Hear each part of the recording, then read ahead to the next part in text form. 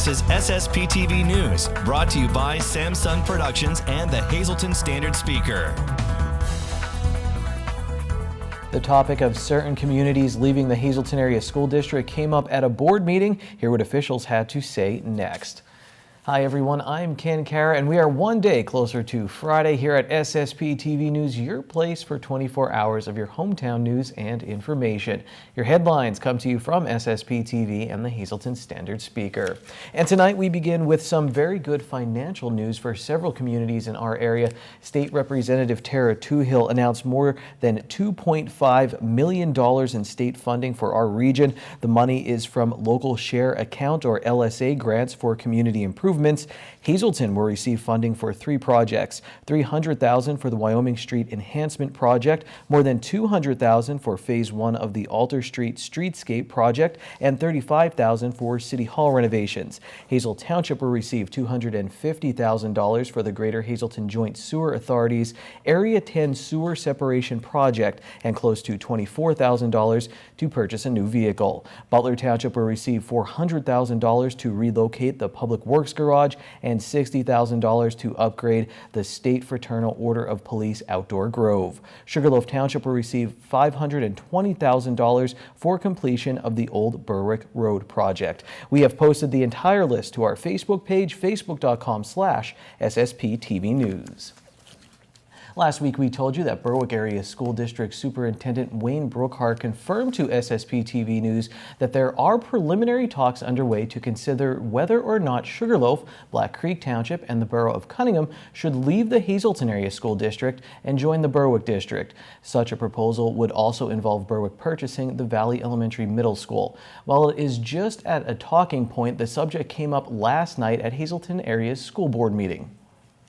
What I would ask is if our business manager could, for the next board meeting, give us an in-depth review of what that would mean, top to bottom, what kind of funding we would be looking at losing through our taxes, what type of impact it would have on our budget with the loss of the positions, the building, what we would look at doing with the building. Excuse me, would we sell the building? Would we lease the building? Whatever. I just would like a full, and also if you could give us some understanding. I try to read Pennsylvania's school code of what it takes for a community to break off. It seems a little more complicating than what was presented in the one article, so I just like if we can have a complete review of what the communities would need to do, what it involves. I just would like our community to be completely informed and educated on what the process is, and if it's what they feel is best, then certainly I would respect that, especially being that I represent not only the whole board, but especially the area that I live in. So I would just like a full analysis of what this means for those communities. Director Clarence John asked about students in those communities who would still want to attend the Hazleton Area School District. The questions will be answered at next month's school board meeting. Meanwhile, the board will also evaluate the half-day kindergarten change next month. The board pulled items to create a new deputy superintendent position from last night's agenda. What's your opinion on a possible break by the communities of Sugarloaf Township, Cunningham Borough, and Black Creek Township? Go to facebook.com/SSPTV News to take part in our unscientific poll. And just a reminder, the 21st Annual Greater Hazleton Job Fair takes place tomorrow from 10 a.m. until 4 p.m. at the Giannetti Ballrooms, Route 309 in Hazel Township. You can find the link for the job fair with all the participating businesses on our Facebook page. Janine is back at Sacco Chiropractic in Hazleton. Tonight she introduces us to the people who greet you as you walk in the door. Hey guys, we're back here at Sacco Chiropractic, and today you are going to meet some of his staff. That is Dr. Scott Sacco. And today, who do we have with us? Evelyn Marte. And Jamaya Montero. Okay, and what do you guys do here? I'm an intern here. I am his receptionist. All right. So new patients, when they come in, you get to see these lovely ladies first, and they are both bilingual, and that benefits the patient. Yes, absolutely. We make them comfortable, and we help them out in any way that we can, translating for the doctor. All right. And you decided to do your internship here. What are you learning so far? Well, I'm learning to be patient with our patients, a lot of communicational skills, and learning how to, with the schedule. You also deal with the health insurance, so you have to put that all in the system, make sure that you're giving the appropriate information, correct? Correct, yes. Okay. And so far, I know Doc has only been open for a short amount of time. How have the patients been? Has it been an enjoyable experience? Absolutely. And it's been actually a really great experience for the ones that have been coming to our office. The word's been spreading, and we keep getting them in. So it's really great. Very good. So you actually want to be a chiropractor? Actually, medical assistant. Okay. Yes. And this is helping you out. Helping me out a lot. Yes, All right. And definitely. what advice do you offer anyone who is looking for a chiropractor here in Greater Hazleton? Well, my advice is to go out and look, do your homework, search for different chiropractors. But to be honest with you, I believe this is the place to be. So. Very good. Yes, Dr. Scott, like I say to all my patients, he has blessed hands. He's really helped me out and my family as well. So Dr. Scott is the way to be. Very good. Well, I'll let you guys go back to work. Thank you for joining us here on SSPTV News. Thanks, Janine. And now a shout out for Sabrina Smale, one of our SSPTV News fans on Facebook. Thank you to Sabrina for the support. Like our Facebook page for your chance at a nightly news shout out. Well, coming up, this Raiders fan discusses the team's relocation to Las Vegas with the Standard Speaker's Dave Seaman. We'll get into more topics as well. And after this break, an in-depth preview of Art Youth Expo 7 coming up in downtown Hazleton.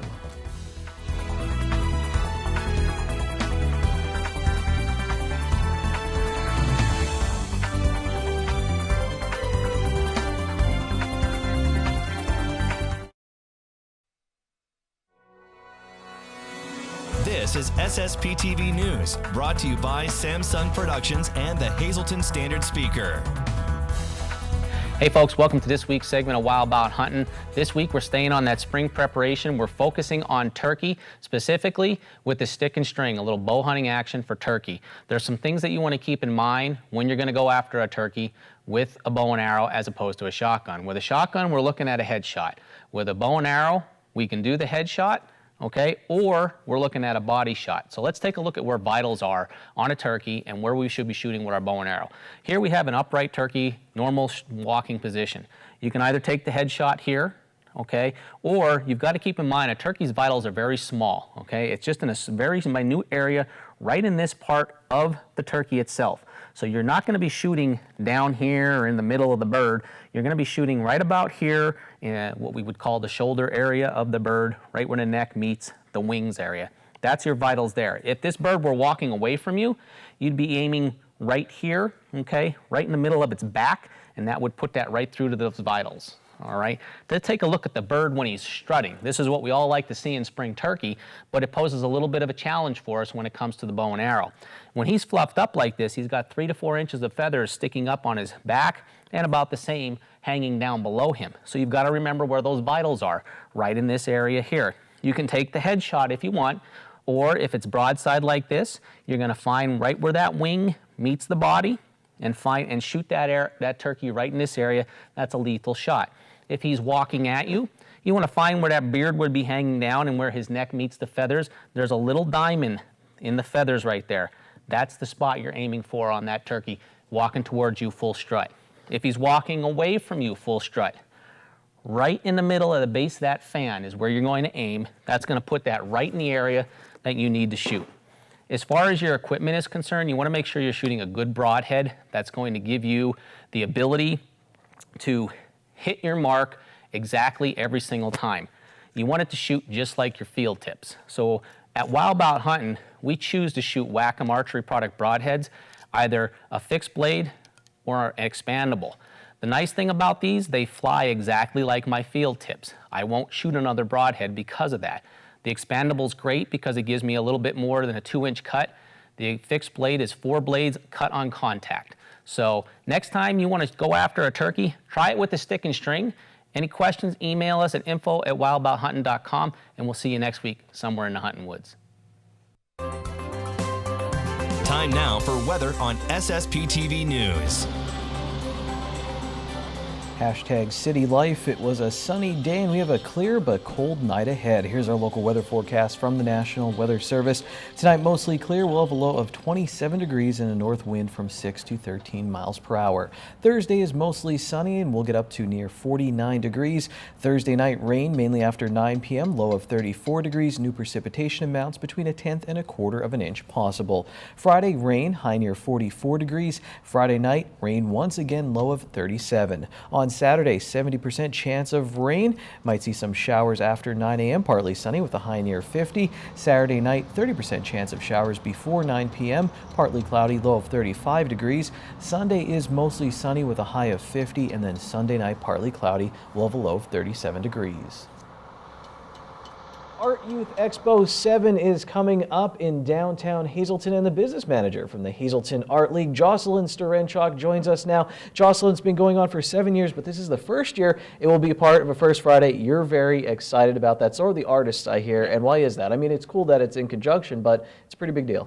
Yeah, it's a super big deal, and we're really excited to be pairing up with Chamber and Downtown Hazleton Alliance for Progress and Hazleton Power, and really trying to get involved, get it a little more publicity, and really bring some more people to see the art. We've always had great artists participate, and we've had good years of participation in the past with just passerbyers, but we're really excited to pair up and really promote this event and make it like something great, because it is something great. And if you're not familiar with what it is, this is my understanding, correct me if I'm wrong. So it's a bunch of young artists, I think up to age 30, and their artwork's going to be displayed all over downtown Hazleton. It's a competition with different categories to reward these young artists. How did I do? Yeah, that's perfect. That's exactly what it is.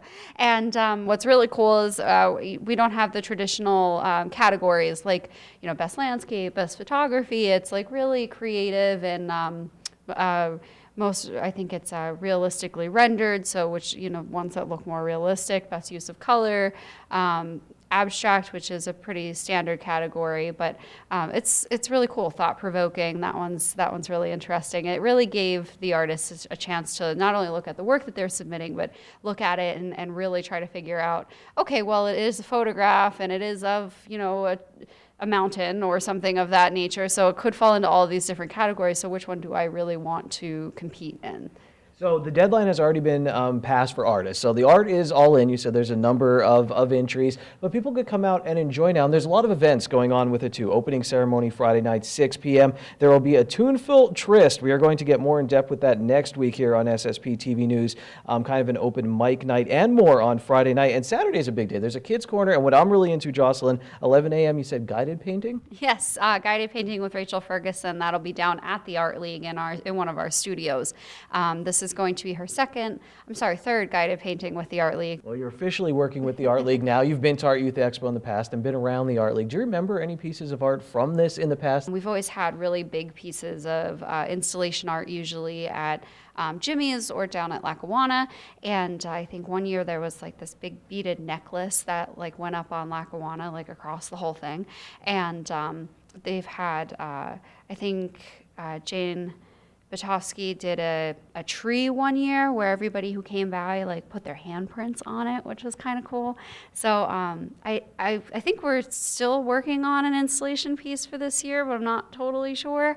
But it's always something different every year. I'm really excited about it. And there will be maps available downtown, so you know where to go on this art tour in downtown Hazleton. And finally, music will be everywhere. Art everywhere, music everywhere. I guess music is art. And you can enjoy that. But you're making a call for some musicians for the event. Yes.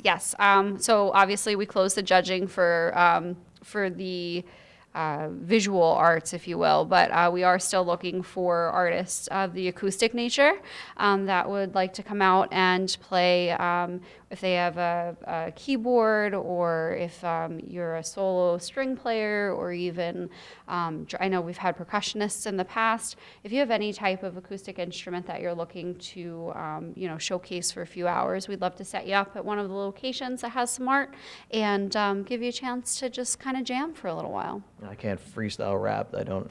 No, Jocelyn doesn't want that. Thank you for your time, Jocelyn. There's going to be a lot of exciting things going on. And Jocelyn is the executive director of Hazelton Power. We do a podcast. I'm one of the co-hosts for that. And if you want more information on Art Youth Expo, we actually did a whole podcast on that. So check that out. I'll put the link on our SSPTV News Facebook page. Say there's nothing to do in downtown H-Town, so let's go to Art Youth Expo. They're missing out on my wrapping. These are your midday winning lottery numbers on SSP TV News. When we come back, it's Dave Day. We'll discuss the Final Four and more.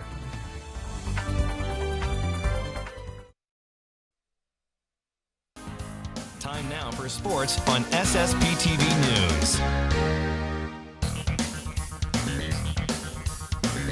It's the triumphant return of Dave Seaman here on SSP TV News. It's another Dave Day, and Dave, so much has happened. We're kind of in a lull now as spring sports kind of on pause as we wait for the weather to clear up and the snow to melt.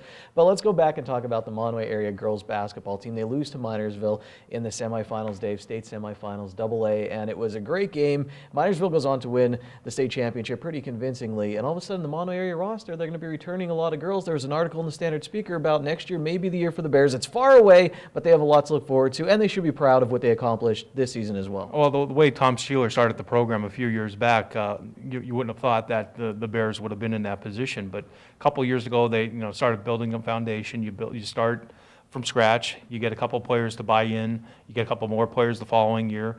Before you know it, you have a program that's ready to contend for division championship. You start there. You battle teams like Minersville. You get your feet wet. Minersville pushed them around a little bit. They battled Minersville a little bit. You knew Minersville was the cream of the crop in the Schuylkill League, District 11, and as they showed in the state. So you got some experience playing against the Minersville. Now more of those Monterey area girls will be coming back next year. They have the experience of what it takes to be in a state playoffs from each of the past 2 seasons, and they know what it takes. So you get that experience and some talent, excellent coaching, and Tom Sheeler, who's been around for a long time, first starting under the legendary Mickey Holland as a boys coach, and now passing that passion on to the girls program. It's a win situation for the Monterey girls program. Dave, on PIAA, they're looking for referees. I read a story in the Times Leader recently saying there's a shortage around the state really, as referees are getting older. Not a lot of younger kids, younger people getting involved to sign up to be referees. We always talk about players, they'll go on to be coaches or possibly administrators, but rarely do we hear them going on to be referees. Yeah, that's true. You wonder why that's the case, because it's an opportunity for athletes to stay involved in their sports and to give back to the community. You look around the Wyoming Valley Conference Schuylkill League. Most of the officials are the veterans. They've been around for a long time now, and there needs to be somebody to step in their place. And it's, like I said, it's a great opportunity for athletes to stay involved. It could be a headache at times. It's not easy to be a referee, and kudos to them, because they're getting grief a lot of times.